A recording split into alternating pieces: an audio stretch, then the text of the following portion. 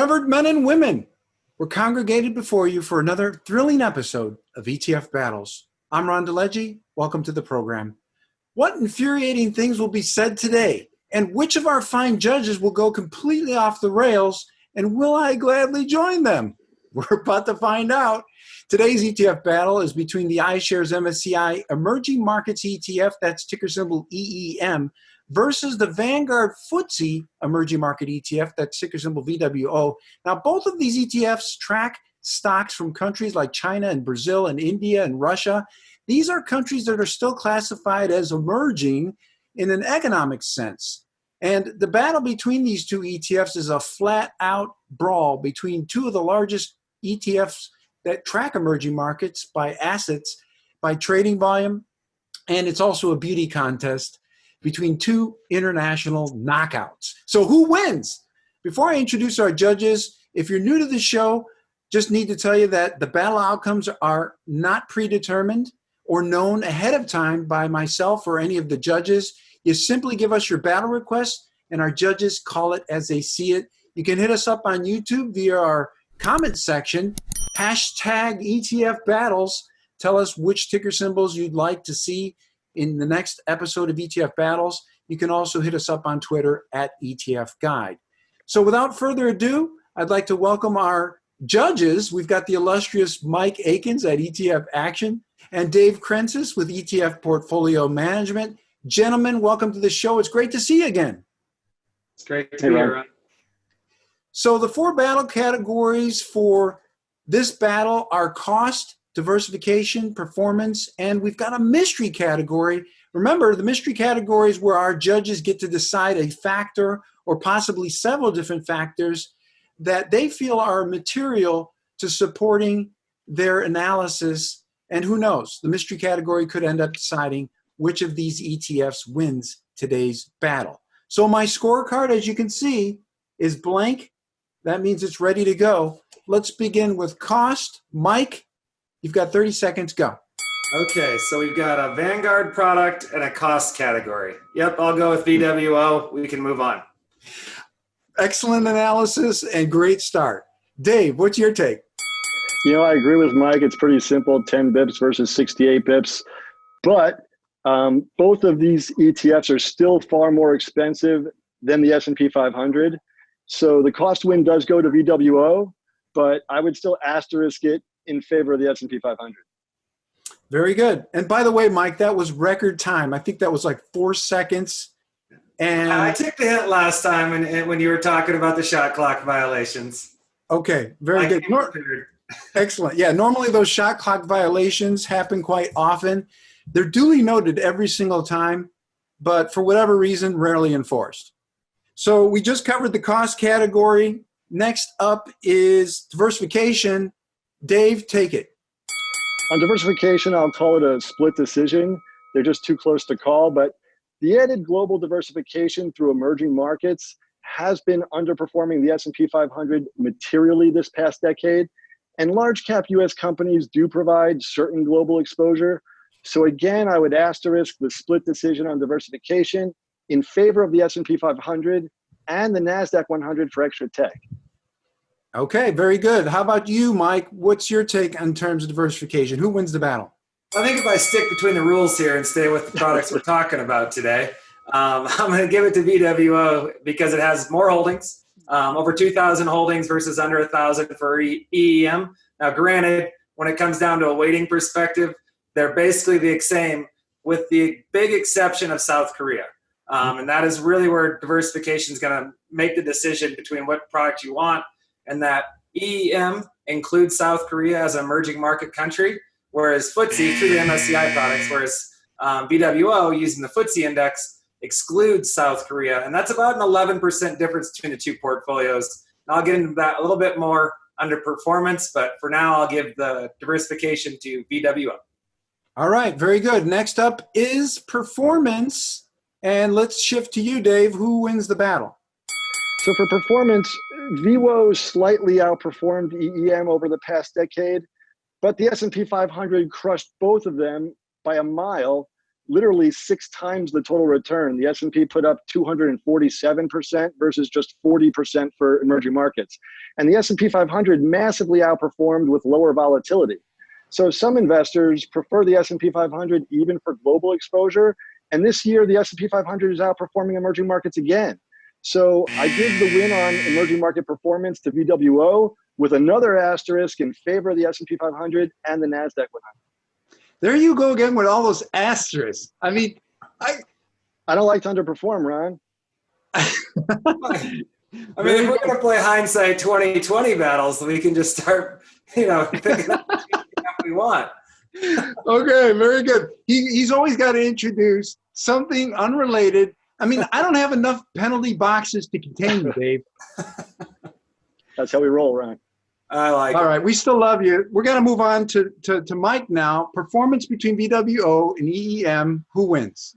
So I'm going to give it a split decision, and I'm just going to say that when South Korea outperforms, EEM. When South Korea underperforms, VWO. It's that simple. If you look at a chart and put South Korea on there, when South Korea is beating everything, EEM edges out to a lead, and when it's not, it underperforms.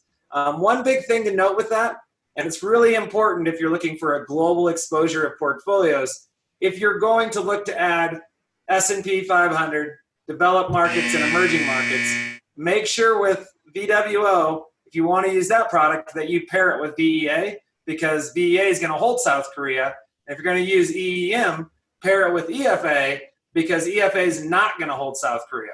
So it's important that you understand the index series that you're following with, but I'll give it a split decision from performance, really with the deciding factor being what's happening in South Korea. Well, that's some great analysis. Also, some excellent tips, too, on the pairings. We appreciate that. So our final category for today's battle is the mystery category, which is personally one of my favorites because I never know what it's going to be and what our judges have up their sleeves. I know it's always something, mysterious. That's why it's called the mysterious mystery category. So let's stick with you, Mike. Who's your battle category winner between VWO and EEM? And tell us what's your mystery category.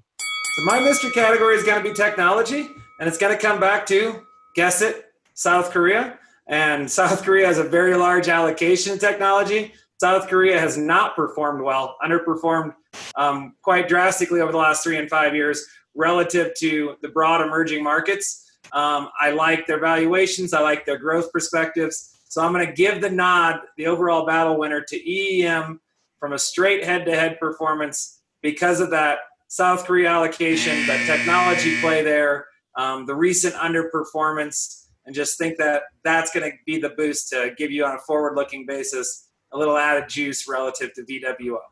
So my battle winner is EEM. And correct me if I'm wrong, VWO, you scored performance as the winner. I did from a standpoint of recently because South Korea has underperformed. So yeah, looking historically, but my mystery is looking forward. Gotcha. Okay. Technology and looking forward. I got it. Okay. I just wanted to clarify that for our audience. So it's your turn now, Dave. Mystery category. Who wins? What is your category? So my surprise mystery category, as usual, is portfolio weighting. It's pretty important. You're so predictable. I am, but the actual weighting is unpredictable. So there's the surprise. And, for both of these emerging markets ETFs, my weighting would be 0. And I would just favor the better technology exposure through the S&P 500 and the NASDAQ 100 until the trends improve. So I score my portfolio weighting mystery category, another split decision with another asterisk in favor of the S&P and the NASDAQ 100. Okay, very good. So your final chance we're going to give to our judges for wrapping up their overall battle winner between EEM and VWO.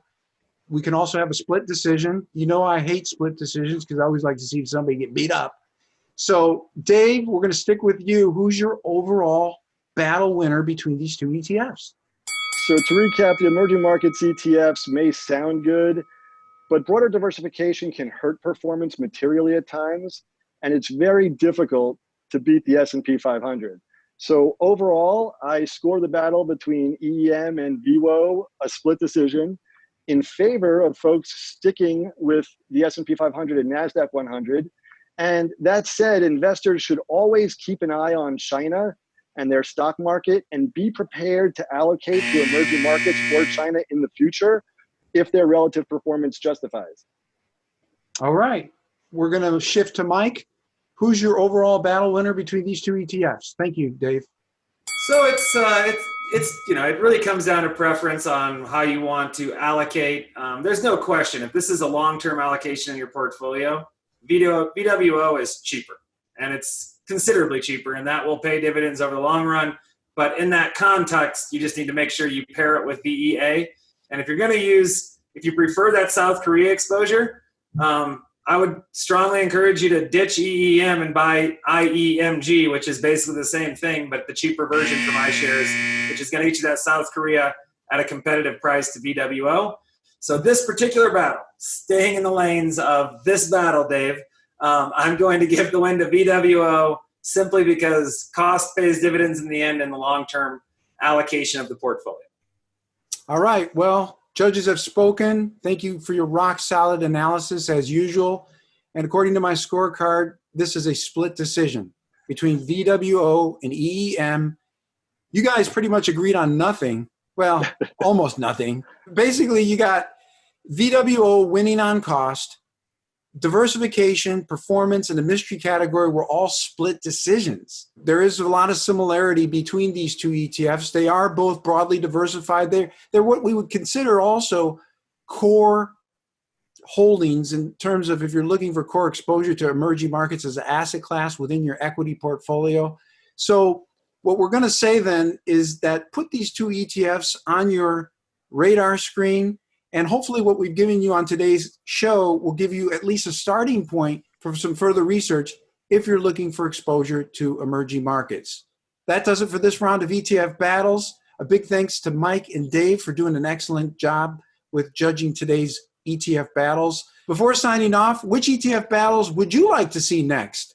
Be sure to comment in our YouTube comment section, or you can hit us up on Twitter, #ETF Battles. Thanks for watching. I'm Ron DeLegge, and until next time, watch the battle before you invest right here on ETF Guide TV.